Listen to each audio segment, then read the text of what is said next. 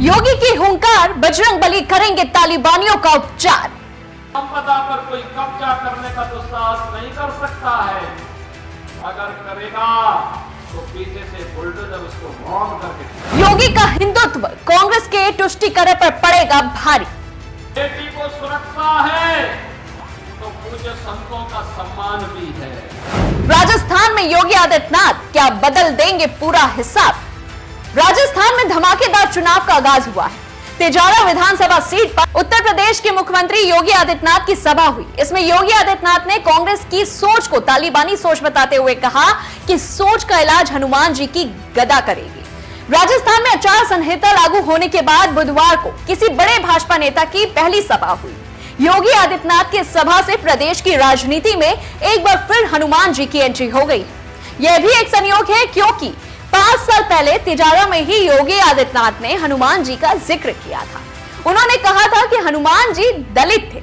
यह पहला मौका था जब किसी ने हनुमान जी की जाति का जिक्र किया और फिर पूरा चुनावी कैंपेन इसी के इर्द गिर्द घूमता रहा। राजस्थान में 2018 के चुनाव में हनुमान जी का जिक्र होने के बाद से ही देश के कई राज्यों में कभी चुनावों के बहाने तो कभी पॉलिटिकल गलियारों में हनुमान जी का जिक्र होता रहा। यह जिक्र कब कब हुआ यह भी जानेंगे, लेकिन पहले जानते हैं कि बुधवार को तिजारा में हुई सभा में यूपी के सीएम योगी आदित्यनाथ ने क्या कुछ कहा। उन्होंने कहा कि हमने सुना है कि तिजारा विधानसभा सीट से कांग्रेस ने जिसे उतारा है वह अपने नाम के साथ बड़ी बड़ी उपमाएं लगाता है। तालिबान का इलाज तो बजरंगबली की गदा के पास ही है। गजा पट्टी में तालिबानी मानसिकता को इजराइल कैसे कुचल रहा है आप सब देख रहे हैं। साथ ही उन्होंने यह भी कहा कि कांग्रेस राज्य में आदेश जारी नहीं हुए। मुख्यमंत्री अशोक गहलोत ने फतवे जारी किए हैं। समस्या का नाम कांग्रेस है। देश की हर समस्या कांग्रेस के कारण। गहलोत सरकार को लेकर उन्होंने कहा कि स्थानीय सरकार मुआवजा देने में भेदभाव कर रही है, जबकि यह पैसा सरकार या मुख्यमंत्री का नहीं। हम तो केवल कस्टोडियन होते हैं और पैसा जनता जनार्दन का होता है। योगी आदित्यनाथ यही नहीं चुप रहे। उन्होंने आगे कहा कि गहलोत जी अब आपको आराम करना चाहिए और परिवर्तन का वाहक बनने के लिए बीजेपी को आगे बढ़ने देना चाहिए। उन्होंने ऐसा तंज कसा है कि गहलोत सरकार की आंखें भी फटी की फटी रह गई। उन्होंने आगे कहा कि अव्यवस्था पैदा करने वाली सरकार हमें नहीं चाहिए।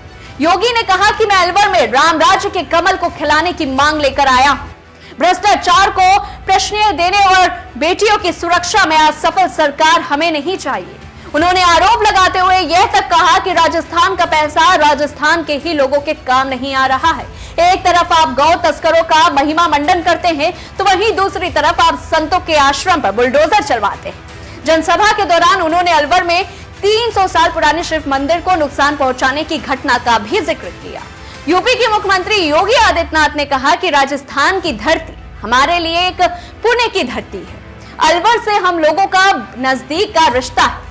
उन्होंने कहा कि राजस्थान का अपना गौरवशाली इतिहास है, लेकिन कांग्रेस इस इतिहास को कलंकित करने में कोई कसर ही नहीं छोड़ रही है। योगी बोले कि देश में कांग्रेस का नाम ही समस्या और देश की सारी समस्या कांग्रेस की देन है।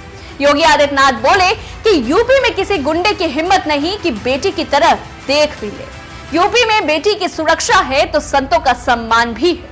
योगी बोले कि अगर कांग्रेस राजस्थान चुनाव जीतती है तो वह यहां तालिबानी मानसिकता थोप देगी। आरोप लगाते हुए कहा कि वे अगले कार्यकाल में राजस्थान के मंदिरों पर हमला करेंगे। मुख्यमंत्री योगी आदित्यनाथ ने अपने संबोधन में यह भी कहा कि जहां जहां भाजपा की डबल इंजन की सरकार है वहां सुरक्षा और विकास दोनों है। मोदी जी ने जो कहा है वो करके दिखाया है। प्रधानमंत्री मोदी देश को नई ऊंचाइयों पर लेकर गए और मैं कांग्रेस सरकार से पूछना चाहता हूं कि यूपी में डबल इंजन की सरकार है, वहां हमने 10 करोड़ लोगों को फ्री चिकित्सा का बीमा दे रखा है। सभी योजनाओं को प्रभावी ढंग से लागू किया जा रहा है, लेकिन राजस्थान कहां है? राजस्थान का पैसा राजस्थान के ही लोगों के पास नहीं है।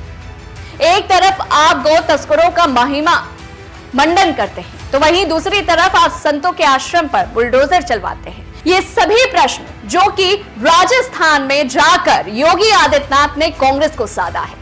अब क्या कांग्रेस इन सभी सवालों के जवाब दे पाएगी? क्या राय होगी कांग्रेस की इन सभी सवालों पर?